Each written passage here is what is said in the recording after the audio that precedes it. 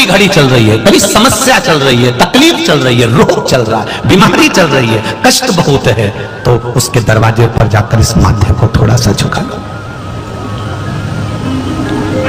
कभी कभी अगर तुमको लगे कि मेरे जीवन में बहुत बीमारियों ने मुझे घेर रखा है, तो प्रयास करा करो कि बेलपत्र,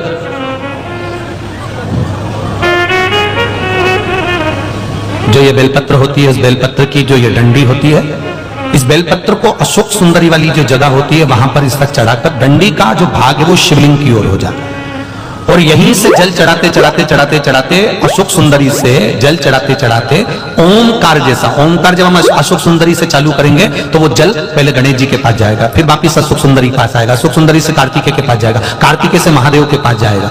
ऐसा ओमकार जैसा जल, जब तुम्हें लगे कि बीमारी बहुत घेर रखी है और बहुत बीमारी ने घेर लिया, कोई किडनी, कोई लीवर, कोई बहुत शरीर में कष्ट, कोई रोग बीमारी, या कहीं तुमको ऐसा लग रहा है कि मेरा गर्भ 20 साल हो गए, 22 साल हो गए, संतान नहीं, तब भी इस प्रयोग को जरूर करिएगा। डंडी का मुख शिवलिंग की ओर, पत्ती का मुख अशोक सुंदरी की ओर, जल चढ़ाते समय अशोक सुंदरी से धार चालू कर गणेश जी पर, गणेश जी मालूम है ना सबको कहां गणेश जी होते हैं, कहां कार्तिकेय होते हैं, एक बार समझ लो उसको भी अच्छे से।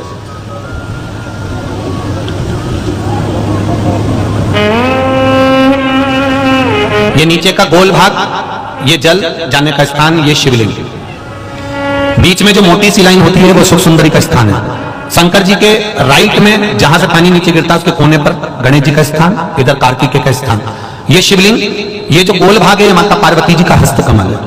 ऊपर से जो बूंद बूंद जल कलश में से गिरता है वो शंकर भगवान की 5 लड़कियां, जया, विषहरा, शामरीबारी, दौतली और देव, ये शिव जी की 5 लड़कियां ऊपर से जल की बूंद गिराती हैं।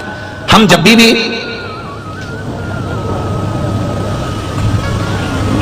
अगर इस कार्य को कर रहे हैं तो बेलपत्री जो चढ़ा रहे हैं वो अशोक सुंदरी वाली जगह पर बीच में चढ़ा दिया, डंडी का मुंह किधर हो, जल चढ़ाना यहीं से चालू करा, यहां से गणेश जी पर गया, गणेश जी से अशोक सुंदरी पर आया, अशोक सुंदरी से कार्तिकेय पर आया, कार्तिकेय से देवादिदेव महादेव पर आया। ये ओम बिंदु जल है, इसको हरिओम जल भी कहते हैं। एक बात आप लोगों से कहना चाहेंगे, जब भी देवादिदेव महादेव को जल चढ़ाएं, जल चढ़ाते समय तुम्हारे भाव में, जब हम शंकर भगवान को जल चढ़ाते हैं तो एक स्मरण आपके भीतर रहे, ध्यान रखना। जैसे ये शिवलिंग है, ठीक है, ये जलाधारी है, कोलपीठी का जिस पर ये शिवलिंग रखा हुआ है, ये जलाधारी, बीच में अशोक सुंदरी, इधर गणेश जी, इधर कार्तिकेय जी, जिस पे शिवलिंग रखा हुआ है, ये माता पार्वती जी का हस्त कमल। ऊपर से जो एक एक बूंद पानी नीचे गिरता है वो शंकर भगवान की 5 बेटियां, जया, विषहरा, शामलीबारी, दौतली और देव। जब शिवजी को जल चढ़ाओ, शंकर भगवान को जल चढ़ाने के लिए सबसे पहले गणेश जी वाली जगह पर जल चढ़ाओ, फिर कार्तिकेय जी वाली जगह पर जल चढ़ाओ, फिर अशोक सुंदरी की जगह पर जल चढ़ाओ, फिर पीठिका पर जल चढ़ाओ, उसके बाद में शिवलिंग पर जल चढ़ाइए। जब अपन किसी कामना के लिए अगर जल चढ़ा रहे हैं तो उसके लिए हमको ये ध्यान रखना पड़ेगा, पहले कहाँ चढ़ाना है, जहां से पानी नीचे गिरता है तो राइट में गणेश जी, लेफ्ट में कार्तिक, जो एक भाग होता है, यहाँ पर अपन ने जल चढ़ाया गणेश जी को, यहाँ चढ़ाया कार्तिकेय को, बीच में एक मोटी सी लाइन होती है जहां सुख सुंदरी विराजमान होती है, वहां जल चढ़ाकर और फिर जल को चारों तरफ घुमाने के बाद फिर शिव जी को समर्पित करो। एकादशी के दान की महत्वता श्रीमद् वल्लभाचार्य जी ने कहा कि कोई व्यक्ति अगर खटिया पर सड़ रहा है, पलंग पर तड़प रहा है, हॉस्पिटल में पड़ा हुआ है, तो निवेदन है कि उसको देखने जाओ तो अपनी करी हुई एकादशी में से 2 एकादशी का दान उसको तुरंत दे दो। क्यों? तो जिससे उसको मोक्ष मिल जाए, मरने के बाद नहीं, क्योंकि मरने के बाद तो वो 10वें के दिन, गरुड़ पुराण में लिखा है 10 दिन तक जीवात्मा घर की अटारी पे रहती है। कितने दिन? 10 दिन। 10 दिन के बाद जीवात्मा चली जाती है। कहाँ जाती है? उसको जहां जाना है। 3 दिन में उसको भोग भोगना पड़ता है जीवात्मा को। 3 दिन नरक का भोग भोगती है, उसके बाद स्वर्ग का भोग भोगती है। 18 दिन में ये प्रोसेस पूरी हो जाती है। कितने दिन? 18 दिन। 18 दिन के बाद में उस जीवात्मा को धान के खेत में पटका जाता है। किसके खेत में? धान के, चावल के खेत में। इसलिए कहते हैं एकादशी के दिन चावल मत खाओ। कहते कि नहीं कहते? और क्या कहते हैं? द्वादशी के दिन चावल खाना जरूरी है। एकादशी का पालना करना है तो द्वादशी को चावल का 1 गिलास खाओ, तब द्वादशी को चावल खाओगे तो एकादशी लगेगी।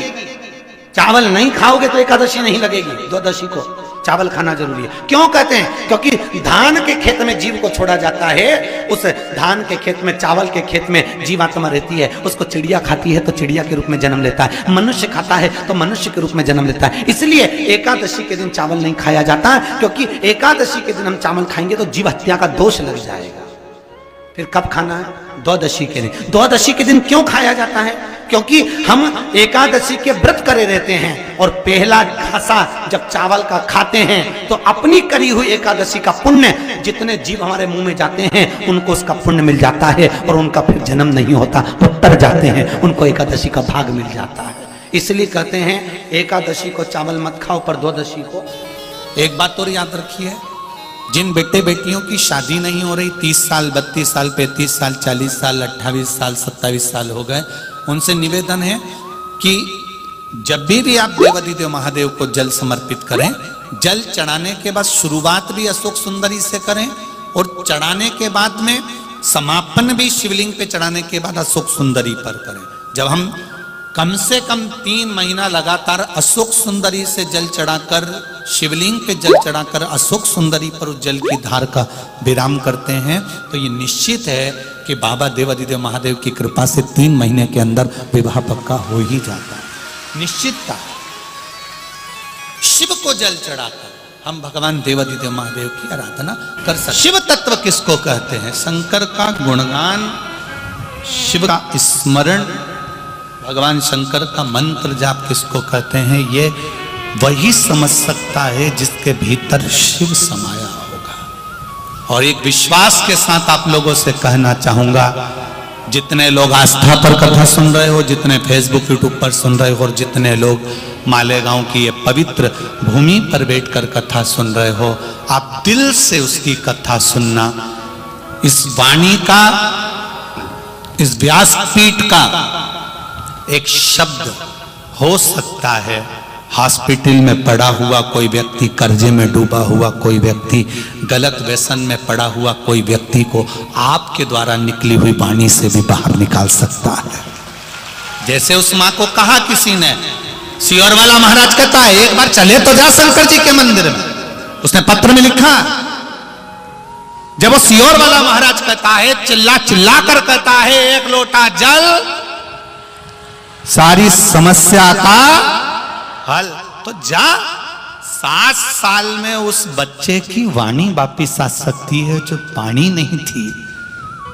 जब वो वाणी मेरा महादेव दे सकता है, वो देखो उस माँ के चेहरे की खुशी, उस माँ के चेहरे की रौनकता, जिसका बेटा 7 साल बाद बोला हो, उसका आनंद देखिए। हर हर महादेव, श्री शिवाय नमस्तभ्यम भक्तों। हमारे पूजनीय प्रदीप जी मिश्रा के चरणों में हमें नमन करना चाहिए, क्योंकि उनकी वजह से आज हमारा हिंदू धर्म इतना जागरूक हो चुका है कि हमारे घर के बच्चे भी मंदिर की सीढ़ी चढ़ने लगे हैं। और हमारे आदरणीय गुरु जी के उपाय इतने काम कर रहे हैं कि शायद डॉक्टर की ना दवा गोली काम कर रही है, बस उपाय कर लो अपना काम बन जाता है। और हमें इस बात की भी खुशी मनानी चाहिए कि हमारा जन्म हिंदू धर्म में हुआ। और ऐसे ही उपाय के लिए हमारे चैनल को सब्सक्राइब और वीडियो को लाइक जरूर कर रखें, ताकि आने वाली वीडियो आप तक सबसे पहले पहुंचे। हर हर महादेव, श्री शिवाय नमस्तभ्यम।